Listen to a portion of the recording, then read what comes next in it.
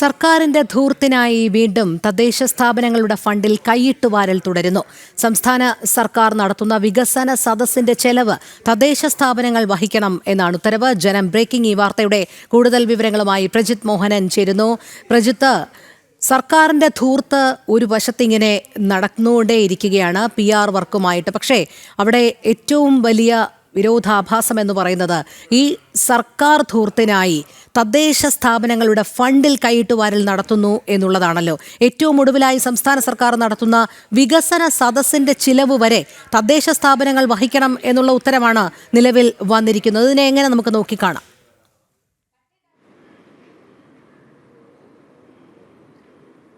രോഹിണി, നവകേരള സദസ്സ്, കേരളീയം, പിന്നീട് വൃത്തി കോൺക്ലേവ്, എൻ്റെ കേരളം, വാർഷികാഘോഷം തുടങ്ങി സർക്കാരിൻ്റെ പ്രചരണ പരിപാടികളുടെ കൂട്ടത്തിലേക്ക്, കോടികൾ ചെലവഴിച്ചുള്ള പരിപാടികളുടെ കൂട്ടത്തിലേക്ക് ഒന്നുകൂടി എത്തുകയാണ്. സെപ്റ്റംബർ 20 മുതൽ ഒക്ടോബർ 20 വരെ നടക്കുന്ന ഈ പറയുന്ന സദസ്സുകൾ. ഈ സദസ്സുകളുടെ ഒരു വികസന സദസ്സുകളുടെ ഒരു പ്രത്യേകത എന്ന് പറഞ്ഞാൽ കേരളത്തിലെ തദ്ദേശ സ്ഥാപനങ്ങളുടെ നേതൃത്വത്തിലാണ്, അല്ലെങ്കിൽ തദ്ദേശ സ്ഥാപനങ്ങളിലാണ് ഇത്തരം പരിപാടികൾ നടക്കുന്നത്.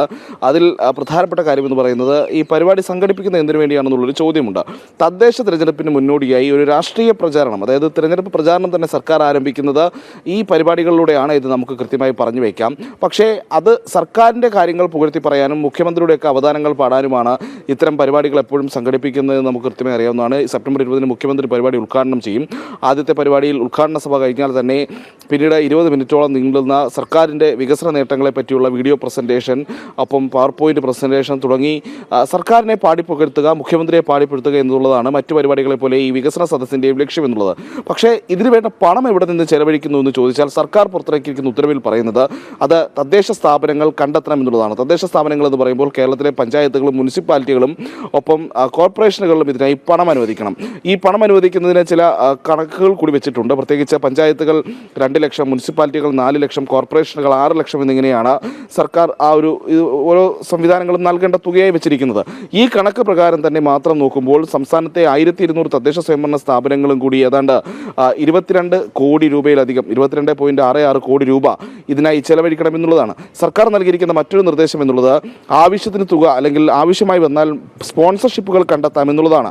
ഈ സ്പോൺസർഷിപ്പുകളുടെ ഒരു പ്രശ്നം എന്ന് പറയുന്നത് നേരത്തെ നവകേരള സദസ്സിനും കേരളത്തിനുമൊക്കെ സ്പോൺസർഷിപ്പുകൾ പിരിക്കാൻ സർക്കാർ ഉദ്യോഗസ്ഥരെയും തദ്ദേശ സ്ഥാപനങ്ങളോടൊക്കെ നിർദ്ദേശങ്ങൾ നൽകിയിരുന്നു. ഇത് പിന്നീട് വലിയ വിവാദമായി മാറിയിരുന്നു. കാരണം നികുതി പിരിവും മറ്റും നടത്തേണ്ട സർക്കാർ ജീവനക്കാർ അവർ സ്പോൺസർഷിപ്പ് പിടിക്കാൻ നടക്കുന്നതിനെ പറ്റിയുള്ള വിമർശനങ്ങൾ ഉയർന്നിരുന്നു. പിന്നീട് സംസ്ഥാനത്തിൻ്റെ നികുതി വരുമാനമൊക്കെ കുറഞ്ഞതൊക്കെ നമ്മൾ ശ്രദ്ധയിൽപ്പെട്ടതാണ്.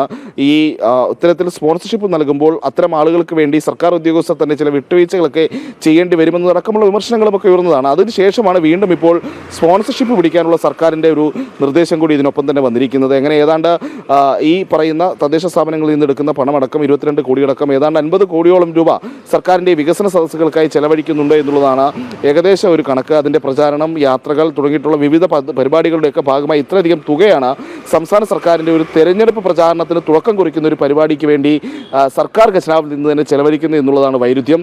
കേരളത്തിൻ്റെ സാമ്പത്തികാവസ്ഥ അതീവ പ്രതിസന്ധിയിലൂടെ കടന്നു പോവുകയാണ്, നമുക്ക് കൃത്യമായി അറിയാവുന്നതാണ്.